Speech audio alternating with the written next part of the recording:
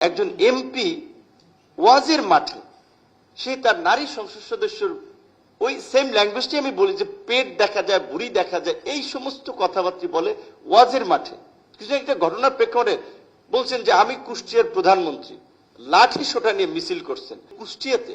যাই হোক, আমাদের পার্টির লোকের কারণে ওখানকার একজন এমপি দেখেছেন একজন সংসদ সদস্য, তার নারী সংসদ সদস্য আরমান বলেছে যে নারীদের হ্যারাসমেন্ট করা হয়, বুলিং করা হয়। আরেকজন আমাদের এক ভাই বলেছেন বোধহয় এটা সাইবার ল করা দরকার। আমি এটা সরকার কাজ করছে, কারণ আমাদের দেশে যে ইন্টারিম গভর্নমেন্টের সময় সাইবার সুরক্ষা আইনটা করা হয়েছে, এই আইনে নারীদের হ্যারাসমেন্টের প্রতিকারের ব্যবস্থা নাই। আপনাকে যদি আপনার সম্মান মানে অশ্রাব্য ভাষায়, কুরুচিপূর্ণ ভাষায় গালিগালাজ করে, যেটাকে নর্মালাইজ করবে সোসাইটিতে, এটার প্রতিকার নাই। সেক্ষেত্রে সাইবার লটাকে আমি মনে করি যে এটাকে আরেকটু সংশোধন করে পাশ করা দরকার, এবং সরকার সেটি ভাবছে বিভিন্ন স্টেক হোল্ডারদের সাথে আলাপ আলোচনা করে। তো আমি যেটা বলছিলাম যে এখানে একজন এমপি ওয়াজের মাঠে সে তার নারী সংসদ সদস্যর ওই সেম ল্যাঙ্গুয়েজটি আমি বলি যে পেট দেখা যায়, বুড়ি দেখা যায়, এই সমস্ত কথাবার্তা বলে ওয়াজের মাঠে।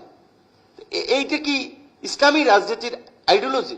এটা তো জামাত অ্যাকসেপ্ট করতেছে, জামাত তো এটাকে প্রমোট করতেছে। কারণ ওই এমপির বিরুদ্ধে কি জামাত কোনো ব্যবস্থা নিয়েছে যে আপনি আপনার সংসদের কলিগ, প্রতিমন্ত্রী, আপনার এমপি, তাদের নিয়ে আপনি এই ল্যাঙ্গুয়েজে কথা বলছেন? একটা শোকজ দেখেছেন আপনারা?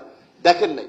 কিছু একটা ঘটনার প্রেক্ষাপটে বলছেন যে আমি কুষ্টিয়ার প্রধানমন্ত্রী, লাঠি সোটা নিয়ে মিছিল করছেন।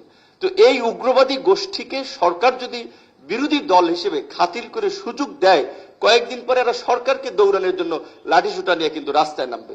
আমি সরি, যদি আমি সরকারের লোক, আমি এটা বলছি এই কারণে। তো কাজী এই উগ্রবাদী গোষ্ঠীর হাতে যেন দেশ চলে না যায়, এবং এদের বিরুদ্ধে এখনই সমাজের সর্বস্তরে একটা সাংস্কৃতিক একটা কার্যক্রম দরকার, একটা সুস্থ চিন্তা ভাবনার প্রগতিশীল পলিটিক্স দরকার, রুট লেভেল পর্যন্ত সেটাকে নিয়ে যাওয়া দরকার। কিন্তু দুঃখজনক এই কাজ এখন অনেকে করছে না।